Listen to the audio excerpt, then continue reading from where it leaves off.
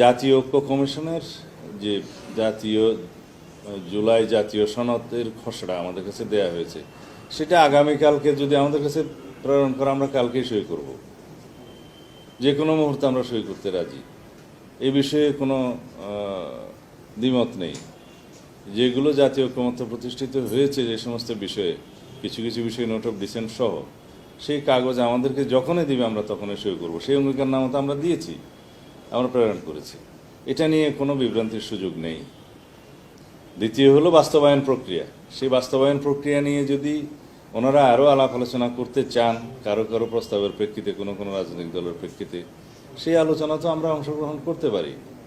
তবে সেটা কোনো বৈধ প্রক্রিয়ায় ছাড়া সংবিধান সংশোধনের যদি কোনো উপায় থাকে, সেটা তারা বলুক। আমরা চাই সমস্ত কিছু আইনানুগ হোক, সাংবিধানিক প্রক্রিয়ায় হোক, নির্বাচিত জনপ্রতিনিধিদের মধ্য দিয়েই হোক। অতীতের যে সমস্ত বিষয়ে আমাদের সামনে নজির হিসেবে উপস্থাপন করেছে, সেটা কতটা বর্তমান প্রেক্ষাপটে জাস্টিফাইড হবে, সেটা আমাদের সামনে উপস্থাপন করা হোক। আমরা সমস্ত আলোচনায় অংশগ্রহণ করতে প্রস্তুত আছি।